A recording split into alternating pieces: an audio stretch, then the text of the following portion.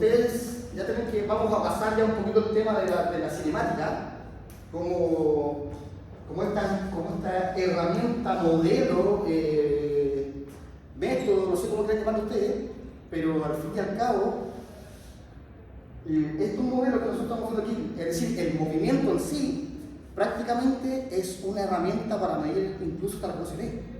Esa es la gracia.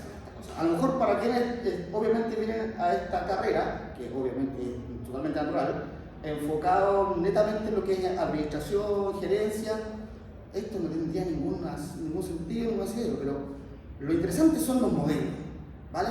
Los modelos y entender que las derivadas y las integrales son las herramientas con las cuales ustedes cuentan como para poder describir y entender todo lo que ustedes necesiten entender a partir de sus cambios.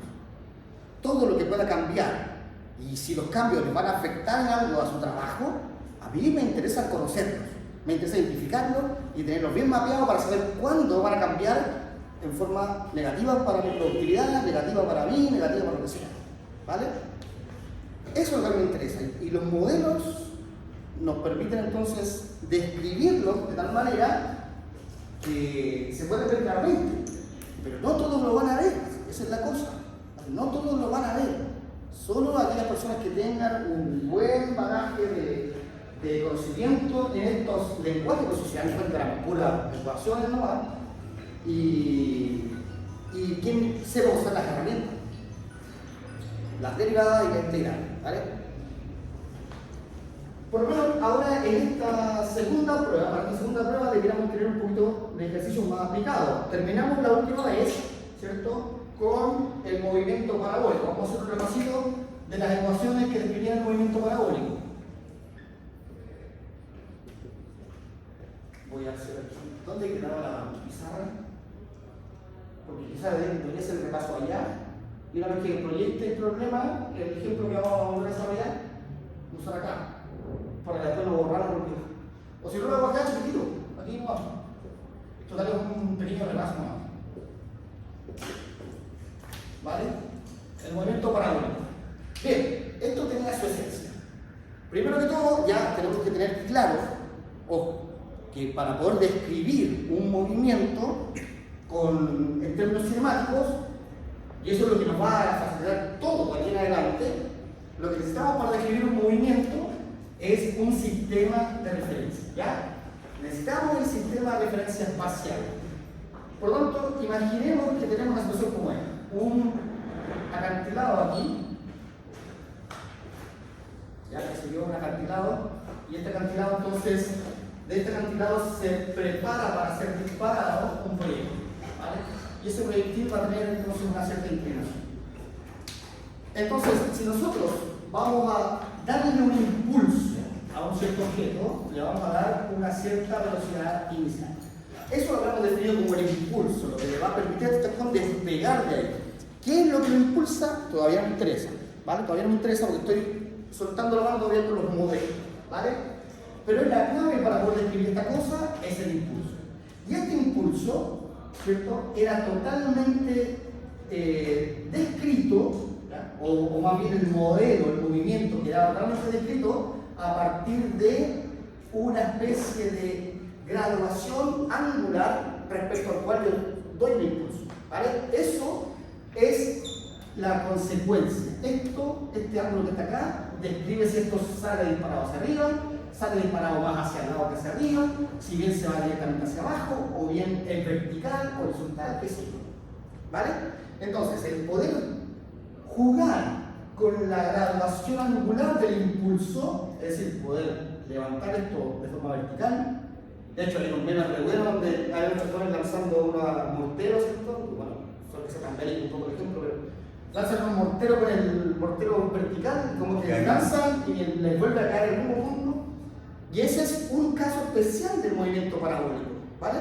En el cual el ángulo es de 90 grados respecto al horizontal, ¿vale?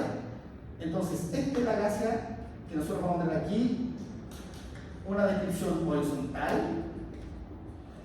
Y luego, este movimiento no solamente va a desplazarse, esta trayectoria no solamente va a desplazarse, sino que también va a subir. Por lo tanto, este impulso se encargará de otorgarle la posibilidad de que algo se mueva hacia abajo y también se mueva hacia arriba. Entonces acá voy a tener una coordenada X para la velocidad inicial y voy a tener aquí una componente Y para la velocidad inicial. ¿Vale? Entonces, de acuerdo a eso, y no importa en la cual yo sitúe el observador, nuestro vector de velocidad inicial está modelado a partir del impulso, que podría ser el propio módulo de este vector, y respecto de la desviación que va a tener respecto al horizonte. Es decir, el ángulo que vamos a medir. Si esto se inclina más, ¿cierto? Y eso quizás sería bueno modelarlo. Pero ya lo hicimos cuando vimos las proyecciones, ¿se acuerdan? Al fin y al cabo lo que estamos haciendo es proyectar este vector sobre el eje horizontal, y si esto se empina, esta proyección se reduce. La proyección en Y aumenta, pero si se declina, esta proyección en X aumenta y se reduce el interés por subir. ¿Vale? Es como una consecuencia supernatural que depende entonces de esta posición. Por tanto, si el módulo, ojo, aquí está la cara, si el módulo del vector, ya para nosotros ahora el módulo del vector es todo el intento que aplica ese vector. Si eso fuese una fuerza, si entendiésemos el impulso como una fuerza, este valor, el módulo del vector me dice cuánto vale la fuerza máxima, ¿vale? Pero esa fuerza apenas esta fuerza se desgasta, digamos así, se desgasta tratando de provocar dos efectos. Uno, de que esto se levante, y el segundo, de que avance. O como quieran verlo, uno de que avance y otro que se levante. ¿Vale? Esos dos efectos entonces van a desproporcionar todo el esfuerzo del impulso. Entonces, la porción del impulso que queda generando efecto en el horizonte, es decir, para que esto se mueva hacia el lado, depende de este coeficiente que es de proporción. ¿Y por qué es el coseno un coeficiente de proporción? Porque cuando ustedes vieron en álgebra, la idea del coseno, ¿entre qué valores varía? Entre el menos 1 y el 1. Por lo tanto, siempre va a tener un comportamiento reductor, a menos que llegue a sus puntos máximos. Cuando el coseno es máximo, es decir, en un ángulo de 0 grados, ¿vale? Esto lo voy a poner aquí como un caso especial, ¿vale? Casos especiales.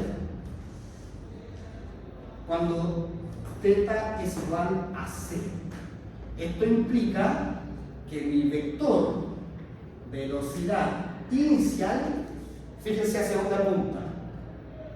Apunta totalmente hacia el horizonte. Eso quiere decir que una fuerza o un impulso que no esté inclinado no se va a preocupar de que esta cosa suba, sino que todo su esfuerzo lo va a hacer para que esto avance.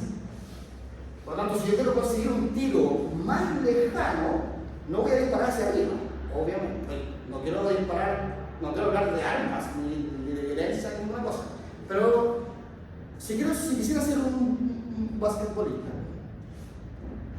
¿vale? Es lo mismo aquí. Si yo quiero que esta cosa llegue lo más lejos posible, estoy de mi propia área, quiero llegar a la área, tengo que darle lo más, tratar de darle el impulso hacia allá. Porque si lo tiro para arriba, no voy a conseguir que llegue al otro lado, ¿vale?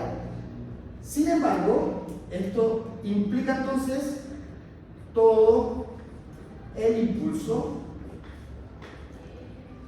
actúa en forma horizontal. Esa es la gracia, ¿vale?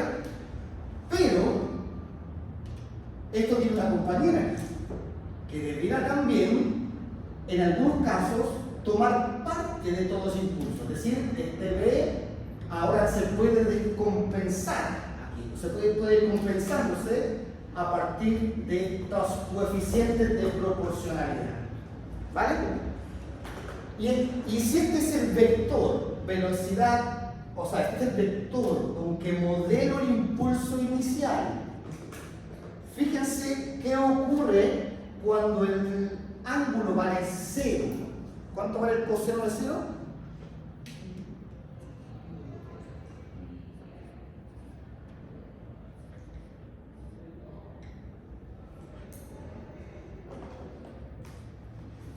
¿Cuánto vale el coseno, el seno de 0? Bueno, ya sé que ustedes van a ir por otro lado, no van a ir por este camino. Bien, pero recuerden que estos son complementarios. El coseno de 0, 1. Pero el seno, 0. Entonces, lo que hace este vector, cuando el ángulo es 0, en vez de ir aportando para que suba y avance, simplemente se concentra en que avance. ¿Vale? Pero el otro caso especial, ¿vale? Este caso es un lanzamiento horizontal, ¿vale? Cuando el ángulo es 0 respecto al horizonte, el lanzamiento es horizontal. La pregunta es, esto, si está en un acantilado, ¿va a caer al suelo? Tiene que caer al suelo. Entonces, el lanzamiento horizontal no es un lanzamiento que siempre va a ir en el horizonte, a pesar de que hay proyectiles que se lanzan de esa manera y que nunca van a caer y se controla la caída. Esos son los aviones. Los aviones se construyeron a partir de estudios de proyectiles, ¿vale? Otro caso especial es cuando el ángulo vale 90 grados. Entonces, ¿qué implica esto? ¿Vale? ¿Qué implica esto? Es que ahora el impulso, al ser de 90 grados, está apuntando con toda su intensidad para que esta cosa suba.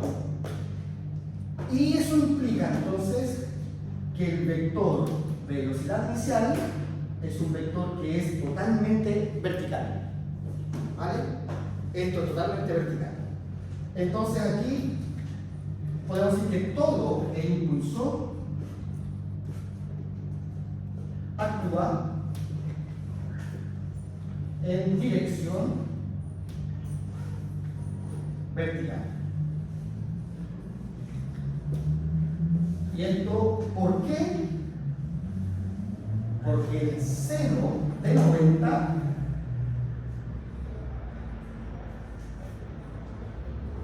sería 1. ¿Vale? Ahora, lo que tenemos que rescatar acá también, cuando coseno vale 1, es porque el ángulo vale 0. ¿Vale? Teta vale 0, coseno de ese teta vale 1. Y voy a quizás ponerle aquí en azul, porque no lo puse. El seno de 0 es igual a 0. ¿Vale? Y aquí voy a hacer lo mismo. El seno de 90 vale 1. ¿Vale? El seno de 90 vale 1. Y eso implica entonces que el coseno, lo voy a escribir aquí a un costadito, coseno de 90. Si el seno vale 1, el coseno tiene que valer. Y eso tiene que ir, así juegan estos nosotros, ¿ya? Uno vale 0 cuando el otro vale 1. No pueden los dos ser 1 al mismo tiempo, ¿vale? Entonces, eso desde el álgebra perfecto, no hay problema. Pero ahora entendamos la dinámica de esta cosa, ¿vale? Ahora sí, si alguien me pudiera ayudar con el coso, por fin. Para que esta cosa se pueda dividir bien, porque al fin y al cabo, una de las herencias que tiene este curso es poder quedarse con este modelo en la cabeza, ¿vale? Para que la idea del seno y el coseno tenga sentido y utilidad, les sea útil para ustedes esta idea del seno y coseno. Porque es difícil, ojo, es difícil entender el comportamiento, la conducta de esto así, tal cual está escrito. Es súper difícil, ¿vale? Pero lo que es fácil es poder verlo en la gráfica y ahí no se queda con la noción, ¿vale? Pero recuerden, los senos y los cosenos son coeficientes de proporcionalidad, ¿vale? Como tienen valores mínimos y máximos, entonces ustedes pueden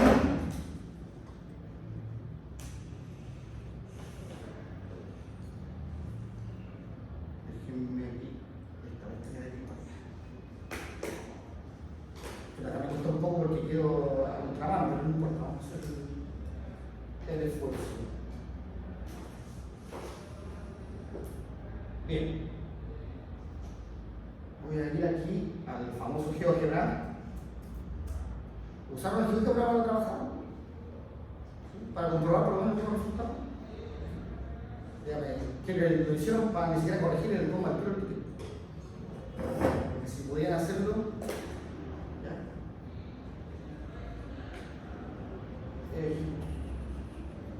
Vamos.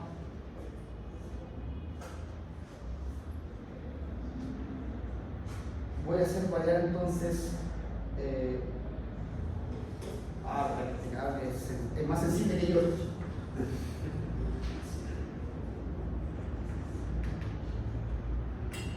Voy a hacer aquí algo de eje fijo.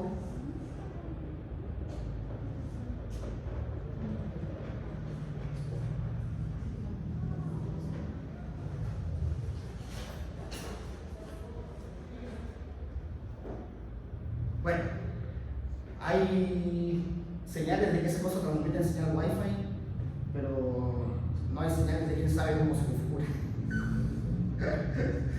Eso pasa en una universidad que tiene facultad de ingeniería, ¿sabes? Porque si no tuviera, funcionaría. Lo confiamos demasiado. ¿Cómo es la cosa? En la puerta del. No, el árbol, a veces el árbol no deja ver el bosque.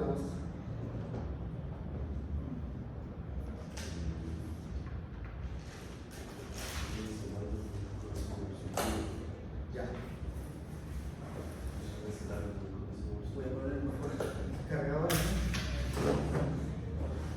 Si no.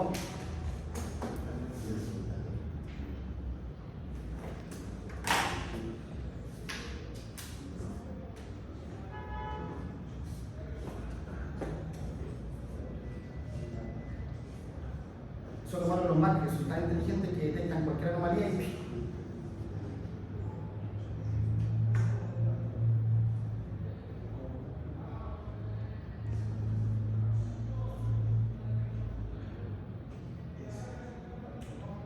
ya. Bueno, después vamos a mover eso.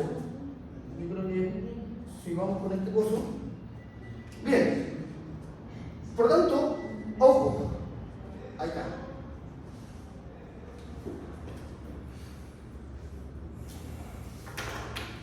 Por lo tanto, nuestro coso va a ser una dinámica que va a tener un comportamiento que lo voy a poder describir a partir de un ángulo, ¿vale? Entonces voy a construir un vector, y voy a construir su proyección, ¿vale? Sobre el eje. Es un vector cualquiera, voy a proyectarlo, es decir, voy a trazar una perpendicular, le voy a trazar la sombra, ¿vale? A ese punto sobre ese eje. Luego voy a hacer lo mismo buscando la sombra del eje vertical, ¿vale? Entonces voy por la ahora paso por ahí y busco la sombra. Esta sombra la producen las intersecciones aquí y luego este eje con esta recta generando ese punto, ¿vale? Entonces voy a sacar las rectas, voy a sacar la otra perpendicular y voy a trazar segmentos, ¿vale? Este segmento lo voy a tratar de hacer un poquito más colorido. Lo que necesito es este.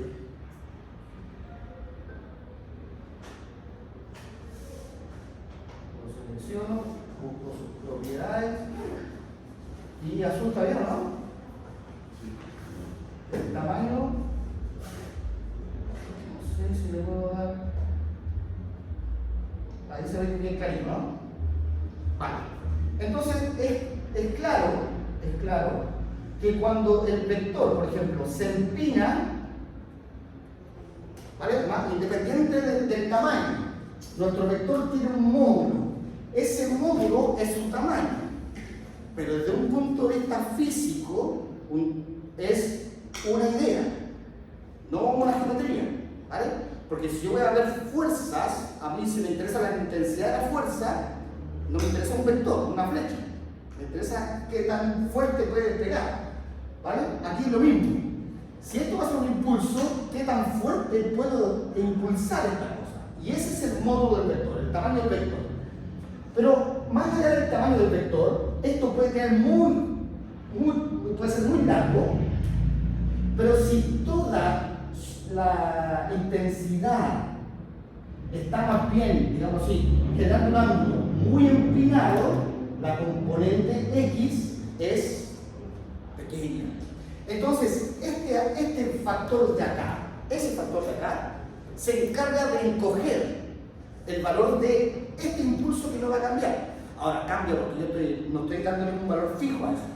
Pero yo ¿cómo le podría dar un valor fijo al tamaño de ese vector? Vamos, un problema geométrico. ¿Cómo le podría dar un valor fijo al tamaño del vector? ¿Cuál es una figura que me permitiría recorrer la figura sin cambiar el tamaño del objeto que me voy a usar para recorrer la figura?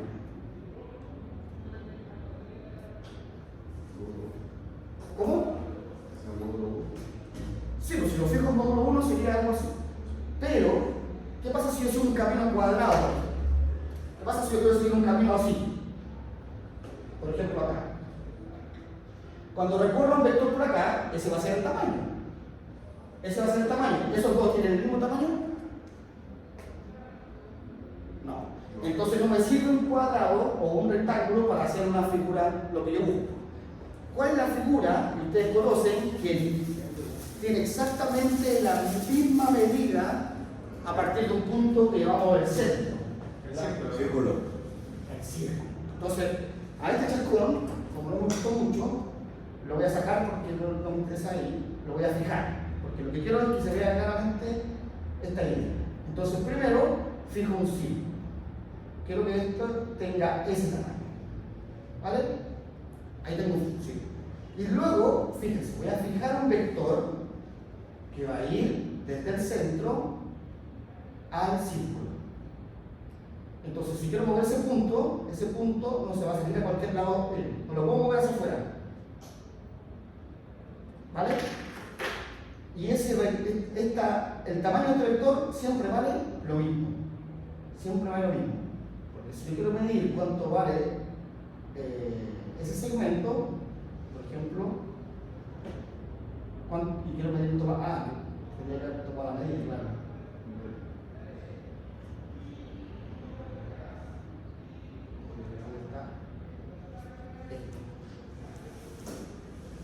Fíjense, esta es la distancia.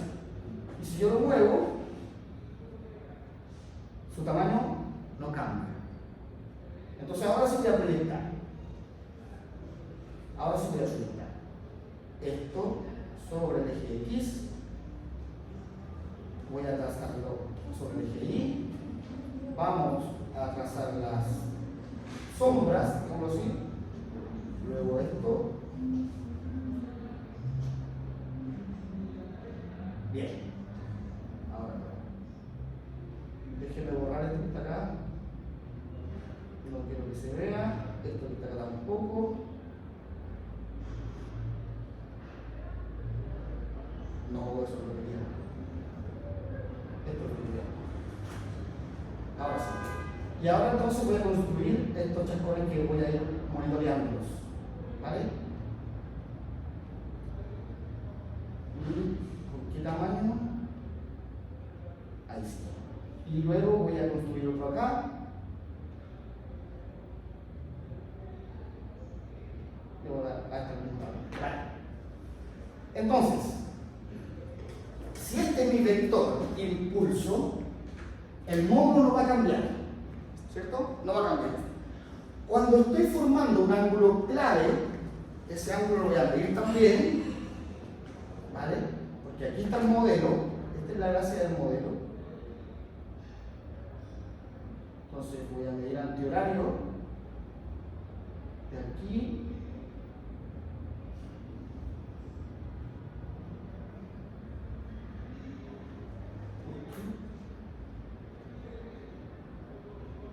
Ahora sí. Antihorario, entonces puedo dar al revés. Aquí, de acá y de ahí. Vale. Por ahí se ve algo, ¿no? Bien, obviamente la cosa aquí es clara. Hay una proporcionalidad. Y si ustedes quieren verlo de esta manera, este es un vector que tiene este término y este término como factor común. ¿Vale? Por lo tanto, puedo decir que este es un escalar, porque si es un módulo es un número real, y es un escalar multiplicando un vector. Y ese vector tiene coordenada x, coseno, y coordenada y. Entonces, fíjense, hay una proporcionalidad directa de sus coordenadas que depende del tamaño de ese vector. Y si yo ese vector lo agrando, ¿cómo lo podría agrandar? Fíjense, si agrando el vector, agrando también sus coordenadas, porque son directamente proporcionales. Y esa es la gracia de tener un producto, una proporcionalidad, ¿vale? Pero en ese producto, este es el chascón que podría comportarse de forma constante. Y eso es lo que yo espero, que el impulso sea constante, ¿vale? Lo que yo quiero modelar es el cambio que sufre el impulso a medida que estos coeficientes actúan. ¿Y eso cuándo va a actuar? Cuando el ángulo varíe, porque depende del ángulo. Entonces, fíjense acá. Si el ángulo varía, estas cosas varían, ¿vale? Y eso es lo que yo necesito, que ustedes se queden con ese modelo, no importa el tamaño que tenga, sino que cuando el vector, ¿vale? Porque esto, si bien lo estamos utilizando ahora para una especie de modelamiento del impulso, es exactamente el mismo modelo al que responden las fuerzas, ¿vale? Si yo le digo una fuerza que empuje en la misma dirección, obviamente esa fuerza va a generar más efecto en esa dirección, porque fíjense, todo el esfuerzo lo está realizando en esta dirección. Y apenas ese efecto produce en esa dirección. Lo mismo que el impulso ahora, ¿vale? Ese impulso lo que está generando es apenas una porción de su movimiento o una porción de su tamaño que se reduce cuando reduzco el ángulo y que aumenta cuando aumento el ángulo. Entonces, este es un modelo que me permite entender el comportamiento de este impulso a partir de las variaciones angulares, considerando el impulso una constante. ¿Vale? Entonces, los cosenos y los senos, la gracia que tienen es que nos permiten ir jugando con los parámetros para, a medida que uno aumenta, el otro necesariamente tiene que ir descontando. No pueden ir los dos en aumento, porque las dos funciones son complementarias, ¿vale? Cuando una es 90, la otra es, o sea, cuando una es máxima, la otra es mínima. Ese es el juego que tienen los senos y los cosinos, ¿vale?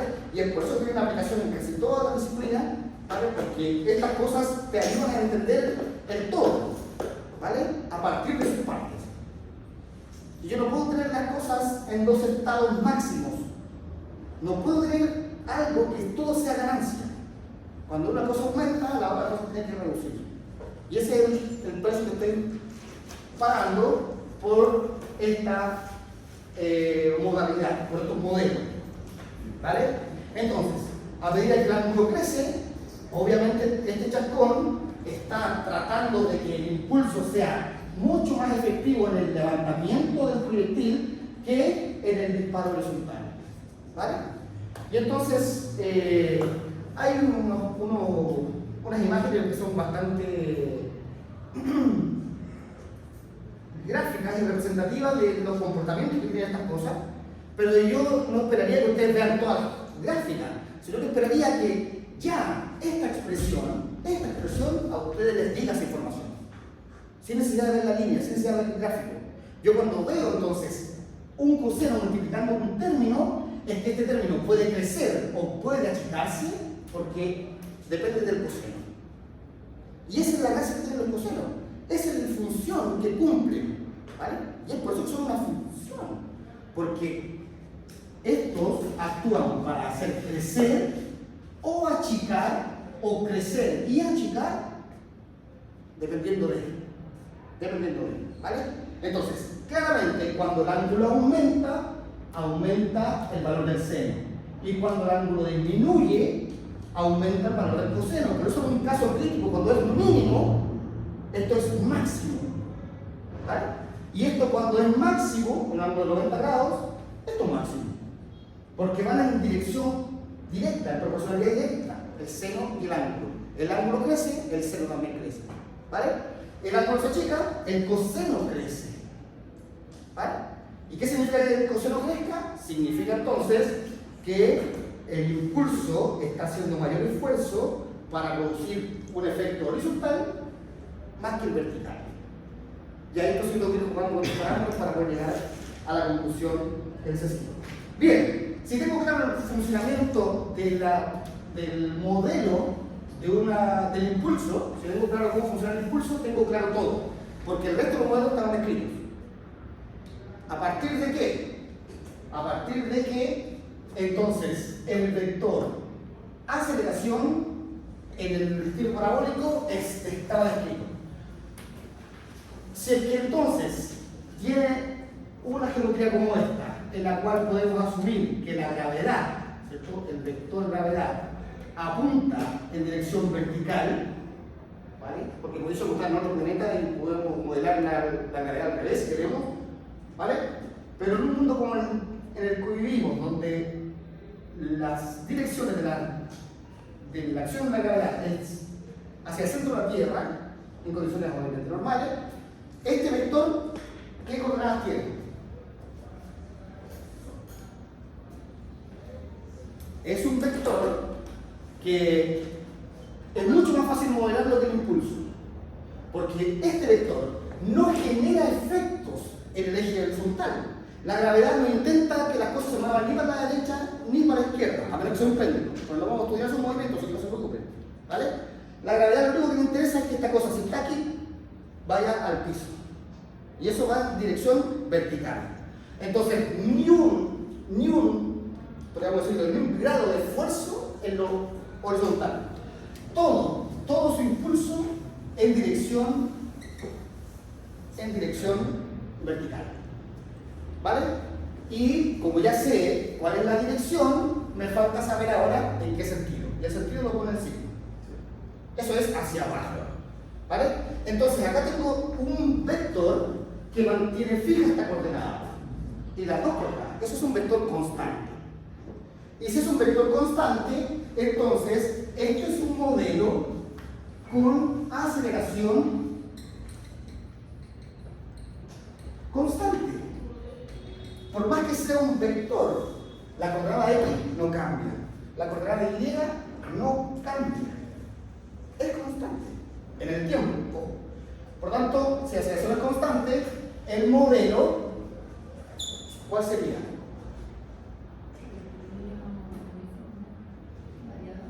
Pero eso en los casos muy independientes. Acá, como es una aceleración constante, pero tiene dos posibles resultados, dos posibles modelos. Por el lado X, tengo el modelo, si la aceleración es 0, ¿qué implica? Uniforme. Y si la aceleración tiene un valor distinto de 0, es uniforme.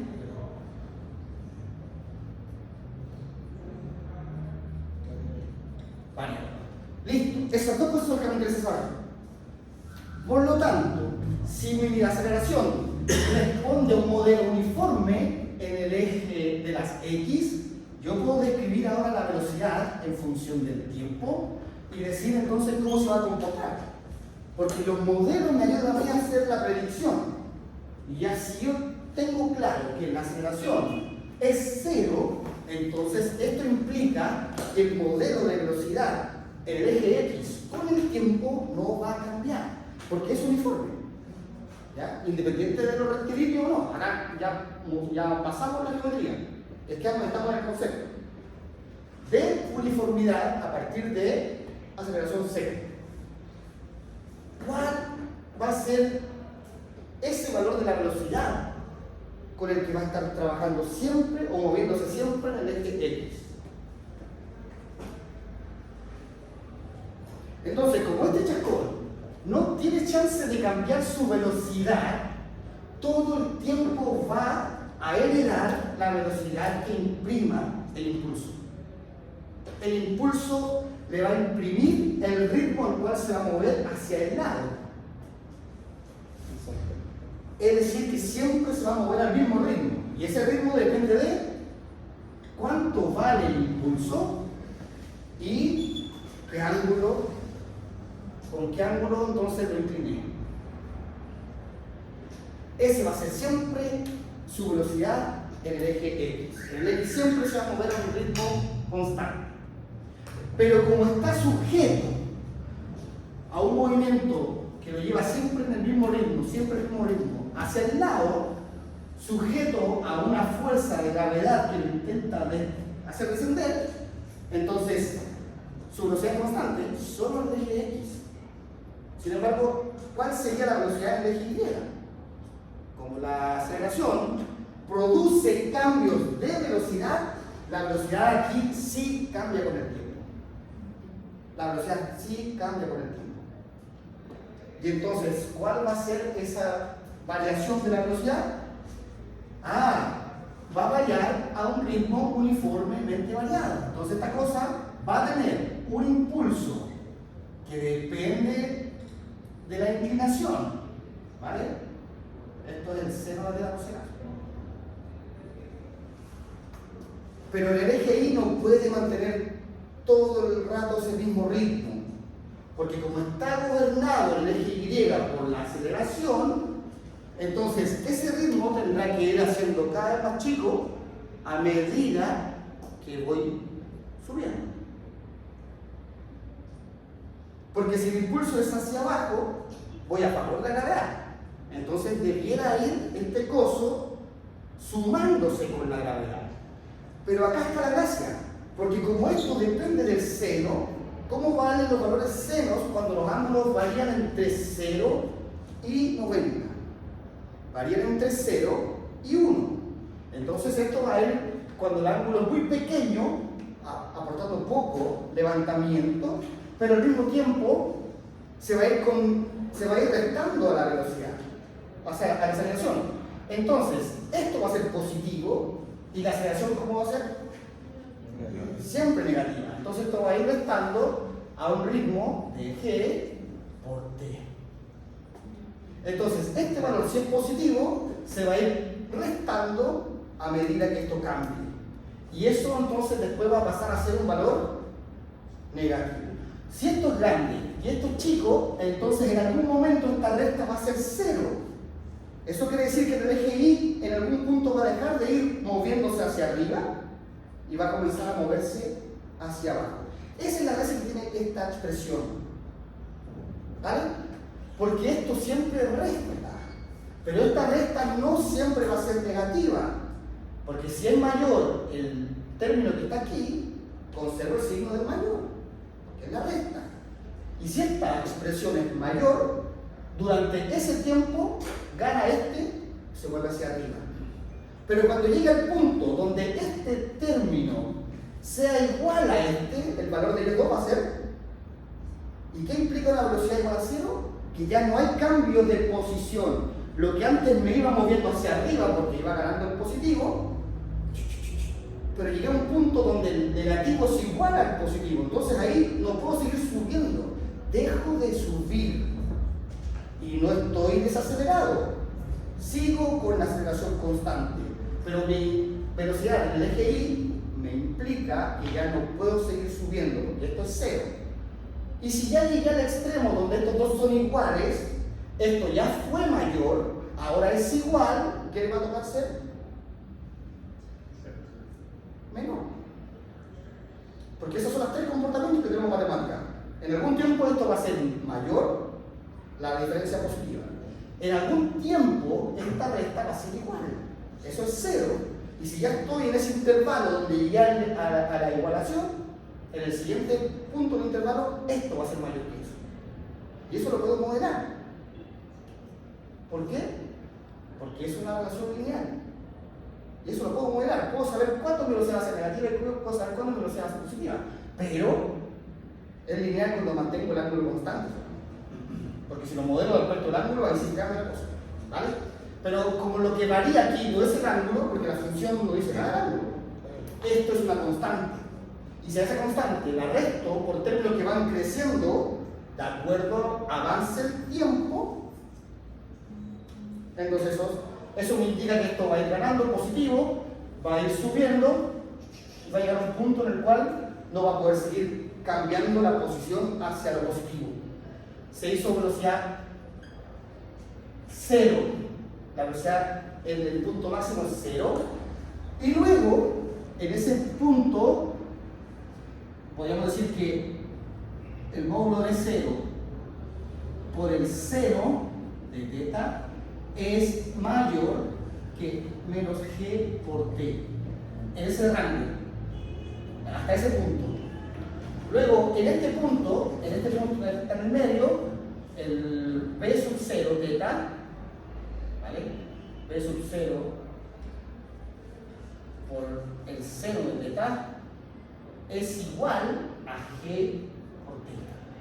Son iguales en valor, ¿vale? ¿Por qué? Porque si son iguales, su diferencia vale 0. Eso le implica que aquí no puedo seguir subiendo. Y como el tiempo va creciendo, ya alcanzó a lo positivo, lo igualó, ahora lo venció. Estos términos van a ser mayores y esta cosa se empezará a mover hacia abajo. Esta cosa empieza a descender. Y acá entonces ocurre que el módulo del impulso por el seno de teta es menor que g por t. Porque al ser negativa, el signo resultante implica que mi cambio de posición es a lo negativo, ¿vale? No implica que me estoy desacelerando. Recuerden que la velocidad no solamente les dice al ritmo al cual se mueven, sino que también hacia dónde se mueven.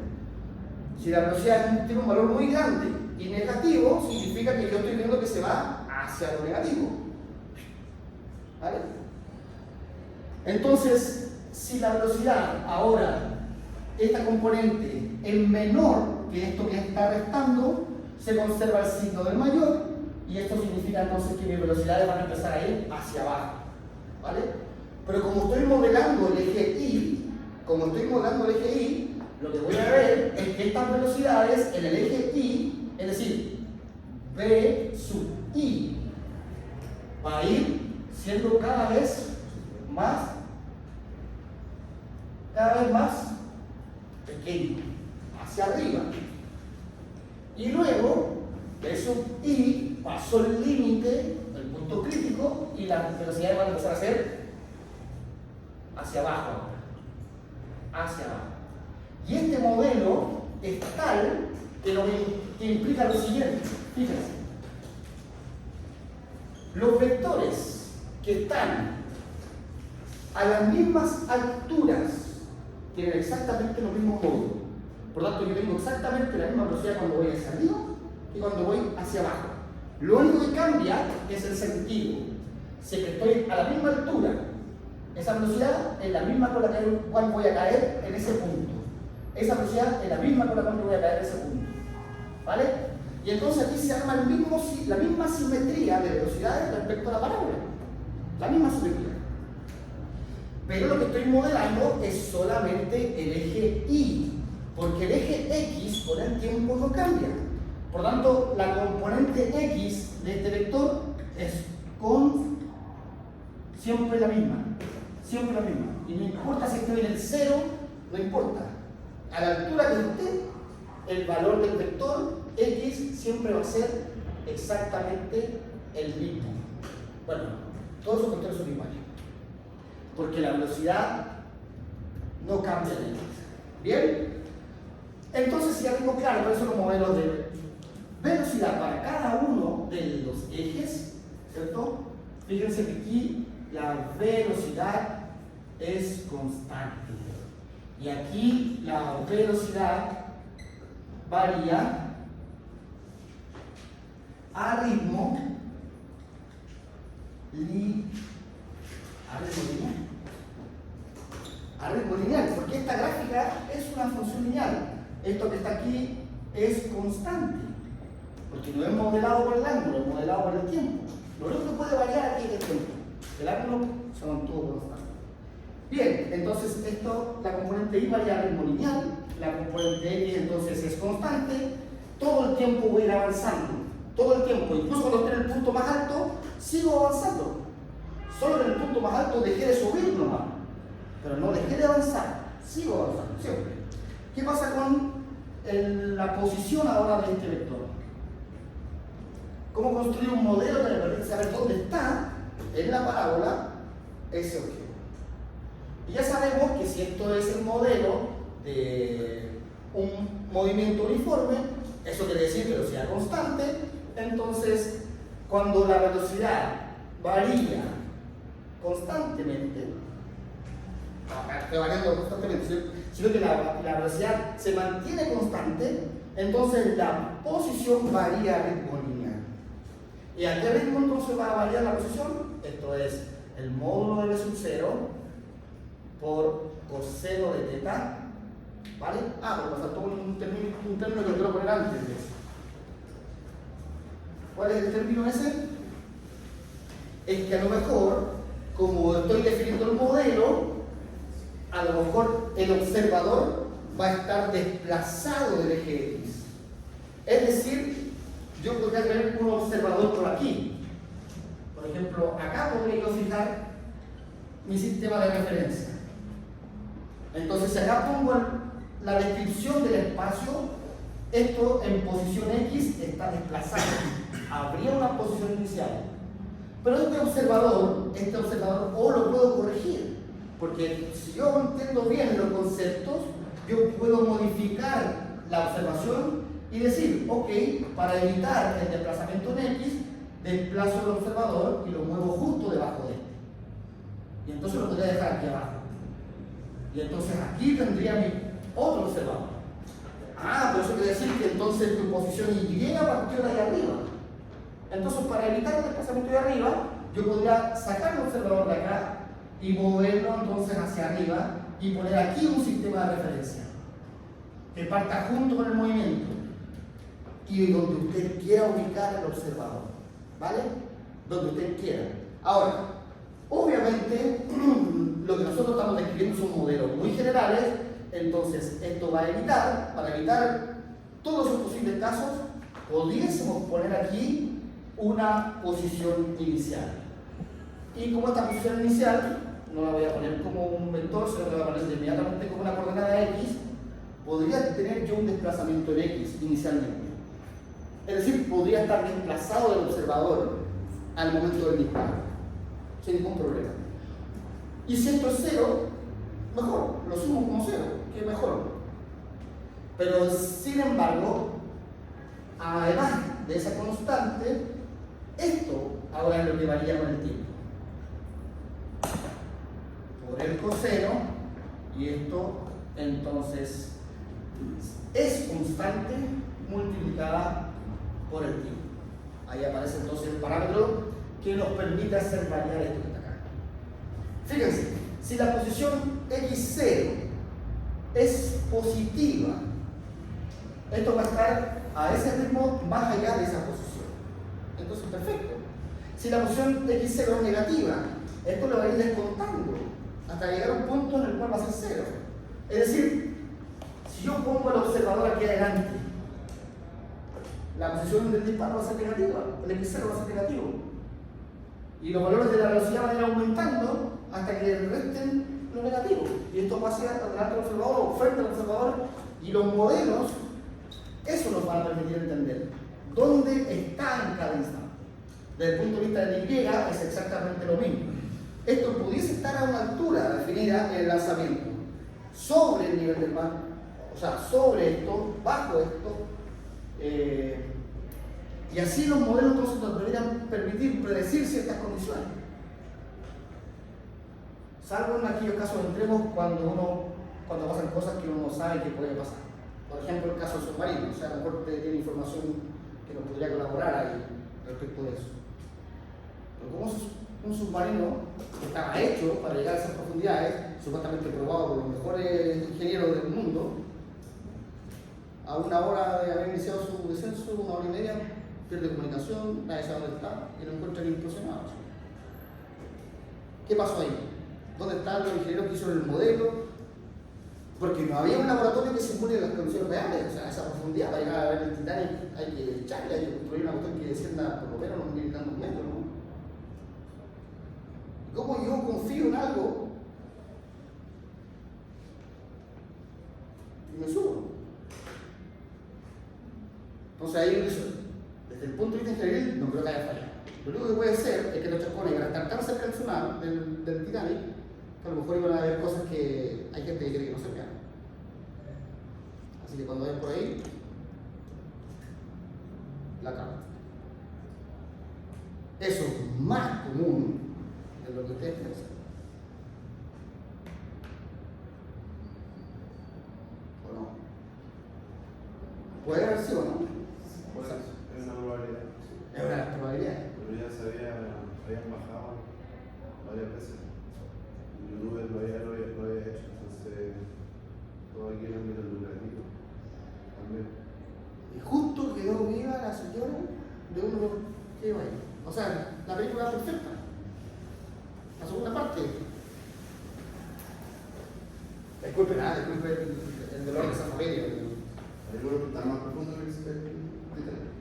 Hay embarcaciones. Estaba viendo ahí que el Titanic sumergió, estaba a 3.8 kilómetros. Yo creo que están a 4.4 veces más profundo. Y aquí hay un montón.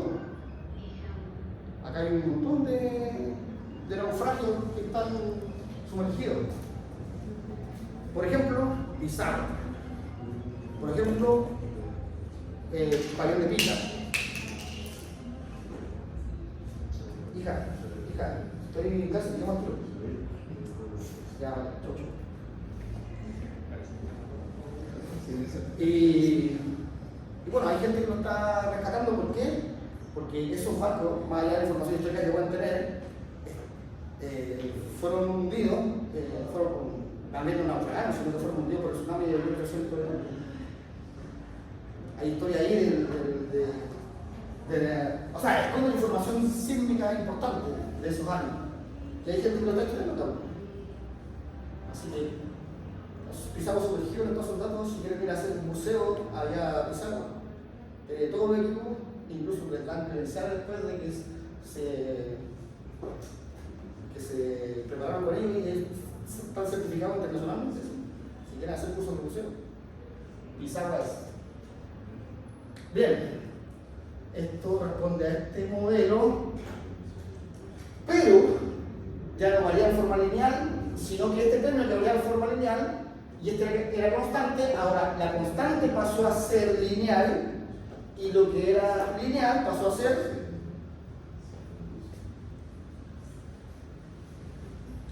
¿en qué grado?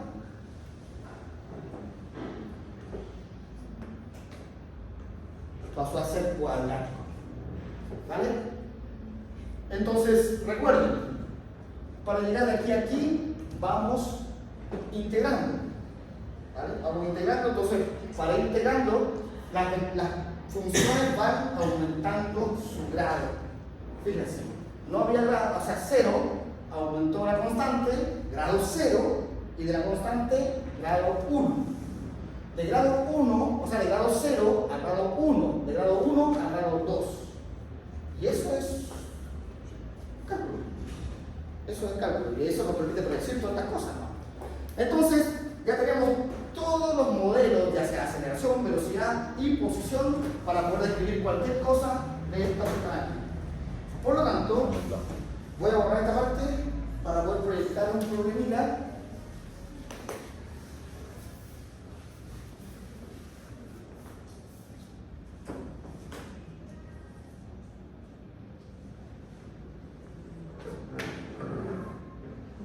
Y dice, desde la ventana de su casa, Luis ve cómo un ladrón se aleja corriendo a una velocidad de 2 metros por segundo. ¿Vale? Entonces hay aquí un chascón llamado Luis que está observando. Oye, esto es un ejemplo atingente, ¿eh? Esto está pasando hoy día. Mentira. Entonces dice, dispuesto a detenerlo, como sea, agarra la pelota de béisbol y la lanza hacia abajo. ¿Vale? Con un ángulo de 15 grados de declinación, ¿vale? Bajo la horizontal, en el instante en el que el ladrón está a 10 metros de la base de su casa. ¿Bien? ¿Qué velocidad debe dar Luis a la pelota para que impacte en la cabeza del ladrón? Los datos que nos dan es que la altura del ladrón son 180 centímetros y la altura a la que está la ventana son 15 metros.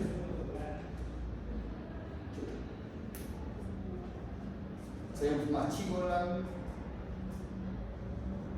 Pero bueno, es lo que dice el problema, ¿vale? No tenemos que confiar en la imagen. Bien, vamos recopilando la información entonces. Vamos buscando datos. ¿Qué datos nos ofrece el problema? Como es un problema cinemático, yo debiera entonces buscar primero la información en la cual yo debiera tratar. ¿De qué manera debería tratar esto? Fíjense, hay algo que va moviéndose. ¿De qué manera se está moviendo? Sí, pero porque a mí lo que me interesa es el modelo. ¿Es velocidad constante? ¿Velocidad es acelerado?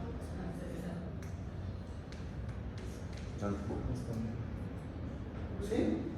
Ya, entonces tengo que describir el modelo de movimiento para el ladrón y luego tengo que ver el modelo de movimiento para el lanzamiento de la pelota.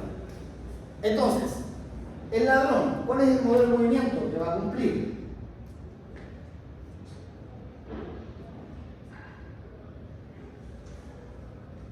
Nos dice que va a velocidad constante, nos dice que va acelerado, nos dice que va en línea recta, va dando saltos.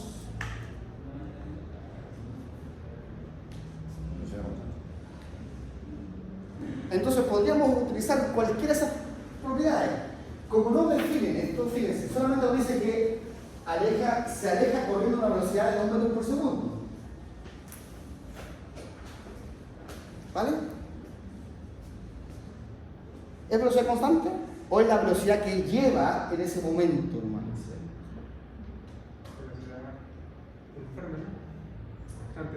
Siempre se va alejando 2 metros cada segundo. Esa es la información. Entonces eso es velocidad constante. O sea, el modelo del ladrón es uniforme.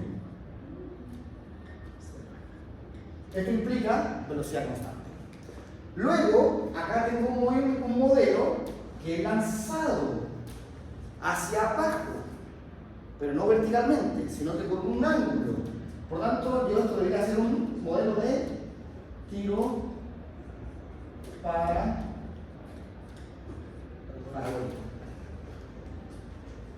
Por lo tanto, si yo quiero que esta bola impacte al ladrón, tengo que hacer conversar los dos modelos. Entonces acá tendría que ser un encuentro, un alcance.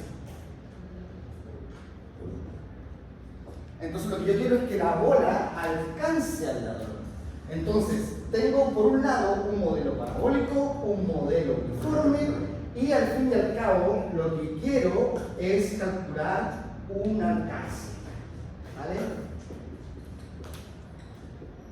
Toda esa información tengo que hacerla conversar ahora para dar solución al problema. ¿Bien? Porque lo que me pide aquí es qué velocidad debe dar Luis a la pelota para que impacte la cabeza del ladrón. ¿Vale? Y la altura que vamos. Porque otra cosa podrían preguntarme también a dónde le va a impactar, a qué distancia le va a impactar. Y ahí las preguntas pueden haber montones. De la misma situación problemática yo puedo sacar un montón de problemas. Bien, pero vamos a poner información para los modelos. Desde la ventana de su casa, Luis ve cómo la van a correr, listo. Este, podríamos decir que es el dato 1, entonces, para el ladrón, ¿cierto? Entonces vamos a definir aquí, el ladrón corre a qué velocidad. ¿Y cómo le podría llamar entonces? Para que no me confunda, porque el otro también tiene desplazamiento en X. Entonces, ambos van a tener coordenadas que van a coincidir. Para hacerlas diferentes, ¿cómo las podría llamar? BL, velocidad del ladrón. Si esto es álgebra nomás, entonces. Velocidad del ladrón, y esto va a ser un vector que varía en qué dirección. Entonces, lo primero que voy a hacer es definir un sistema de referencia espacial. ¿Vale? Para poder describir la velocidad del ladrón como un vector, necesito un observador. Necesito que el espacio esté ordenado. ¿Cómo lo podríamos ordenar? ¿Puedo borrar un modelo o no? ¿Vale? ¿Cómo lo podríamos ordenar? Me conviene poner el X aquí arriba. Me conviene poner el X aquí abajo.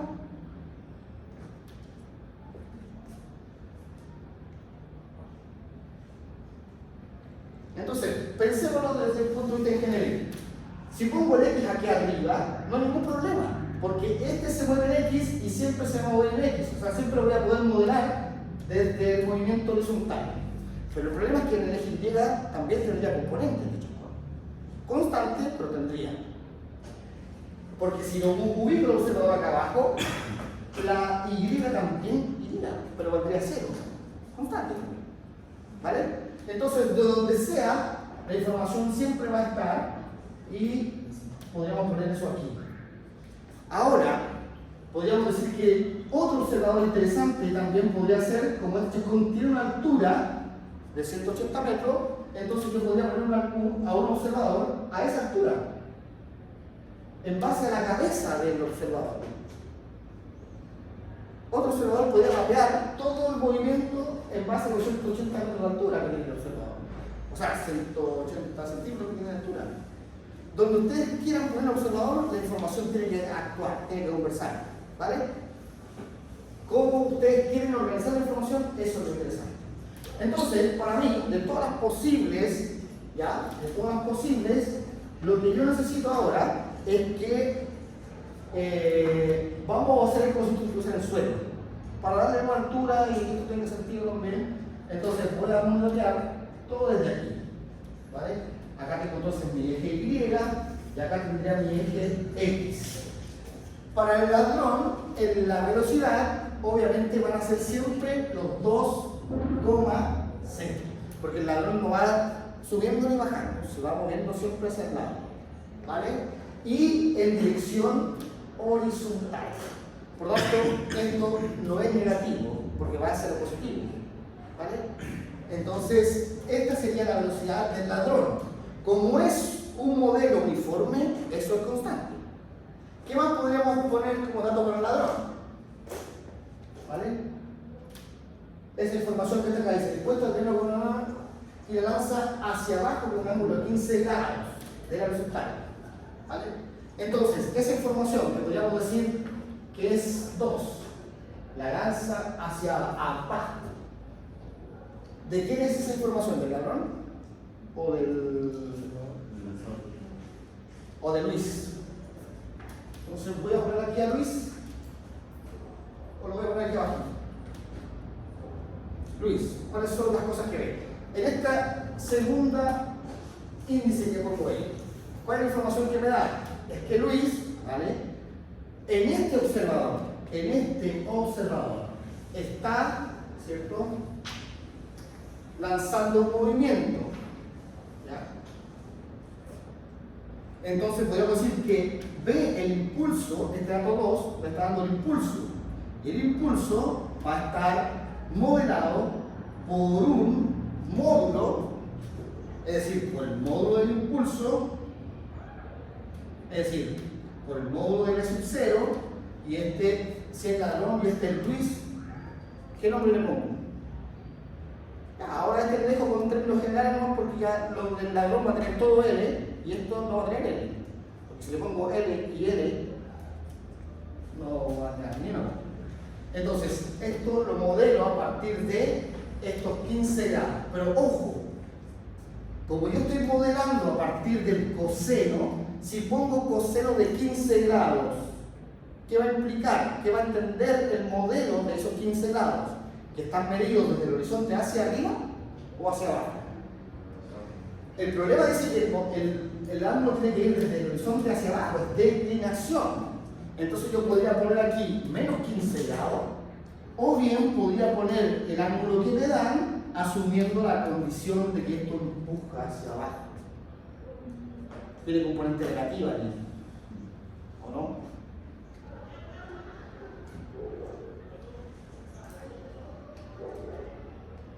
Y aquí va la cosa. En el coseno, los 15 grados de hacia arriba o hacia abajo van a ser iguales. Y no va a ser negativa, porque van apuntando hacia adelante. El problema lo tengo en lo vertical. Los menos 15 y los más 15 me van a dar la variación. Entonces aquí es donde tengo el problema. Tengo este impulso por el seno de los 15, ¿vale? El seno de los 15 con coordenada negativa. Ahí sí que sí. Porque el impulso es hacia abajo, ¿vale? Ya no va levantando los 15 grados. Los 15 grados van hacia el descenso, pero hacia el lado, hacia el horizonte, y hacia el horizonte es lo positivo. Entonces esta cosa empuja para allá y al mismo tiempo empuja para abajo. Por eso es negativo aquí, ¿vale? Bien, en el instante en que el ladrón está a 10 metros, no hay comas, no hay puntos de separación, por lo tanto, este impulso ocurre cuando la posición del ladrón está a los 10 metros. Entonces, si lo ubico aquí, estos 10 metros, es decir, este tercer puntito, ¿a quién corresponde esa información? Al ladrón. Y eso hace referencia a qué? A que en el momento que este lanza, que vendría siendo la velocidad inicial, me están dando la posición inicial del ladrón, es decir, perdón, RL0. ¿Y cuál es la posición inicial del ladrón? A la hora que empezó el lanzamiento, a la hora que se activó. Y eso es 10 metros de la casa, es decir, de aquí para allá, 10 metros. Y luego, ¿qué tan arriba va a estar? Cero, porque estoy modelando el ladrón desde el suelo. Y ahí tengo la posición inicial del ladrón. Bien, sigo buscando información. ¿Qué velocidad debe dar Luis a la pelota? Es decir, esto es lo que nos están preguntando, esto es lo que nos interesa. Esa es nuestra incógnita, ¿vale? Para que impacte en la cabeza del ladrón, altura del ladrón, 180 centímetros. ¿Vale? Ese es un dato que voy a usar para el final. ¿Vale? Eso es un dato que voy a usar para el final. Pero ¿cómo podría yo modelar la altura? Entonces podríamos decir que esta es la altura del ladrón. H de L igual 180 centímetros. Para trabajar todo en metros, como esto está en metros, voy a usar todo en metros, 1.8 metros. ¿Vale? Listo, tengo la altura del ladrón. Bien, y la altura que está en la ventana. Y entonces, la altura de la ventana, ¿qué me define? La posición inicial del lanzamiento. ¿Vale? Entonces, la posición inicial del lanzamiento va a estar dada por 15 metros. Como yo siempre he observado aquí abajo, los 15 metros donde me los hacia la derecha o hacia la izquierda, no se mueven ni hacia la derecha ni a la izquierda, por lo tanto el X es 0. Sin embargo, los 15 metros están contando desde aquí hacia arriba. Por lo tanto, aquí tengo los 15. Entonces, vamos buscando la información que nos permite llegar a la conclusión. Tengo todos estos datos para el ladrón, tengo estos datos apenas para el lanzamiento. ¿Y qué es lo que yo necesito? Lo que necesito es conocer en qué punto la pelota va a impactar la cabeza del ladrón. ¿Vale? O puede ser que no impacte, porque esto también puede dar soluciones imaginarias. Por lo tanto, imaginemos que esta es la posición del impacto. Acá. Acá entonces se produce el chantacazo. Por lo tanto, ¿cómo yo debería llamar a este tiempo? Tiempo de alcance.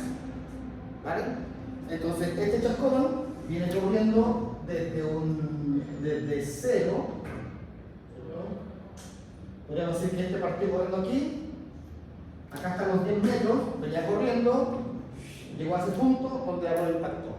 ¿Vale? Entonces, este va a ser mi X final.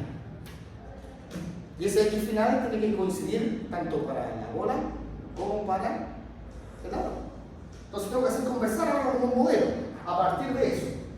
Bien, vamos a tomar un pequeño break, yo creo, para refrescarnos y volver entonces a trabajar con estos datos. Y para que los discutan ustedes, voy a sacarnos la pizarra y lo hacemos aquí en Teco. O lo hacemos. Tengo la pizarra, no la hacemos. No va a llegar nadie. Bien. Entonces, la idea es más o menos así, para que lo vayan discutiendo. Va corriendo, acá estaban 10 cuando esto fue lanzado, luego la bola empezó a avanzar y en ese punto lo pilló. ¿Vale? Esta bola se lanzó, este estaba aquí. Las dos fueron avanzando hasta que este lo pilló. ¿Vale?